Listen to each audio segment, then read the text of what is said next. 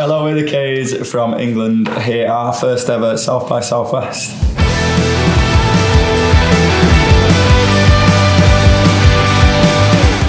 We all come from the same high school back in England. Ryan's 2 years above us. We was always in like school bands, messing about and stuff. Ryan, you was in some bands as well, wasn't you? Yeah. And then I think it was 2016. We was in a band originally in high school, just messing about and things, wasn't serious. And then everybody went their separate ways. And then after like 3 or 4 years, you guys met up at an Yeah, that was party. 2017. That was probably in like, I don't know, like fucking January or something like that, and then we played that show in Feb, didn't we?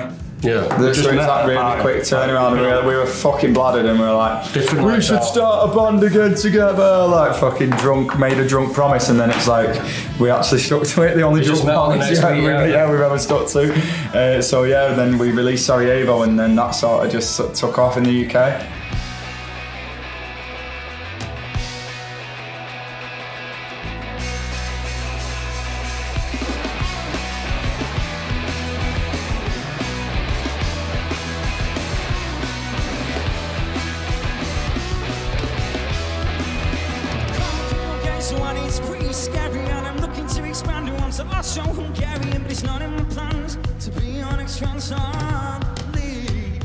My mum had an iPad, right, and on it had a free book about World War I, and I thought, do you know what, I'm just going to read this book because I'm bored as fuck. I was still living with my parents at the time, and I did, and then I was just reading about World War I, and I don't even think we did it in school, did we? Did you used to do World War I in history in school? No. We did World War II, didn't we? But like, so I didn't have a fucking clue about it, so I was just reading this thing, and then I just started writing this song about it, I don't know why, and it just sort of come together. So then I took it into the boys, and we just turned it into, the song that it is now, recorded it, put it out, again having no clue what we were doing, just like, oh, this is what you do, you pay fucking 30 quid to a distributor, and it just gets put on there, and then people listen to it, and then after like 3 weeks it was like 100k, and we were like, what the fuck is going on here? We played together after that drunken discussion in the kitchen like the week after. That was our first. And the first thing that we played was Sarajevo, and it was like, what the fuck? We put it out, and the reaction. Yeah. And we was like, what the fuck? We was walking in bars in Manchester. It was like on play. Yeah, we were out on nights out, and all your mates are going, you fucking asked for this. I promise I've not asked for this.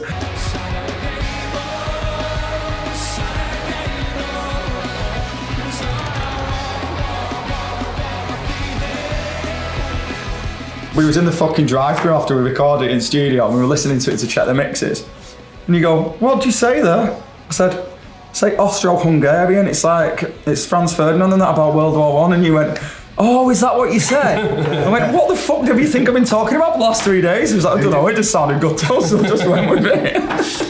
I was saying Sarajevo, and then I played it to my mum, and she was like, it's very good, but you're saying it wrong, it's Sarajevo. So we just had to go back. So if you listen, this is actually, I don't think we've ever said this before, if you listen to the track, like really detailed, you'll notice that the BBs say Sarajevo and not Sarajevo, so the BBs are still wrong, so we didn't change. That's why, because they're not wrong, they're just our own spin on it.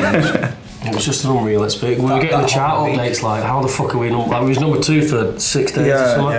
And it was just threw everything at it, wasn't it? I think we sort of knew it was going to happen though, in like the best way, purely because the support we've always had from our fan base. Like we know that it's just bit so, but it's the same whether you're dropping an album, whether you're dropping a single, anything. There's always that little bit in your head, like that little niggle, thinking, what if nobody just listens to this? Like, even now, it's still like, what if nobody buys a ticket for that show we just put on sale? To actually see it and like, to see it in black and white on paper, we just went from there, kept things rolling since 2017, and then we just kept doing that, just progressing, building until like the pandemic, and then we had like deals on the table. We've just been talking about it a minute, like deals on the table, offers on the table for all this shit.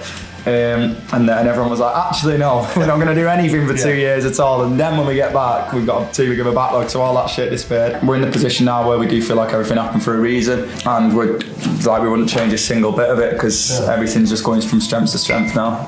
But one thing we've consistently done is just played the shows and built the crowd, and then like the live shows are just fucking, that's what's sort of our bread and butter, and that's what we crafted from the small venues, and I think that's why now we can be put on any stage, and it kind of comes across. Yeah, that was crazy in Athens because like we played, and then Liam played, and then Iggy Pop played. So we were stood at the side of stage watching Iggy Pop with Liam Gallagher, and we're just like we've made it in Athens, and we're like, what the fuck's going on here? And then we were like, we'd think we were fucking kings for the weekend, and then we'd all be sat back at the desk on the Monday morning. That was like one of our first times playing abroad properly as well. So it was like a holiday, so but like so it was like we were like leading like double lives almost. Where that'd be your weekend. You'd literally just been stood with two sharing a stage with absolute legends, and then going back to just work on the Monday. So I feel like that's what kills a lot of bands as well, that we've worked really hard for. It's hard to try and keep both going until you make enough money, obviously, to not have to work anymore. But we've grafted our arse off just working 2 jobs essentially for, what do you reckon, like 6 years? Too long, man. Yeah, probably like 6 years we spent doing that. We're all lucky enough now to do this full time, but it's not through like lack of effort. That's also part of the fun, part of the excitement, is us learning as we go and like developing and growing and everything, but on both sides, like on and off stage, in terms of like both sides of the barrier, as we describe it, the crew, the team, everybody involved. It's just constantly building, constantly evolving, and we're always trying to find new ways to make shit better as well, like with the live show, with the stage shows, and we put so much effort into it that sometimes it's a bit of a struggle. We're thinking, what can we actually do next? Just don't shoot ourselves in the foot. Yeah, we're still writing songs that we like, and that's what it's going to be. That's what it's always going to be. But part of what we like as we're developing our craft, it goes back to what we were saying before about the whole thing being a learning curve. Yeah, you get better at using certain things. You have more access to different things, and we know a little bit more about music now than we did when we were a little bit more. Yeah, even though albeit a small bit more. We've got an album coming out, so yeah, check it out, give it a listen. You're back to giving me the bends. I guess it will be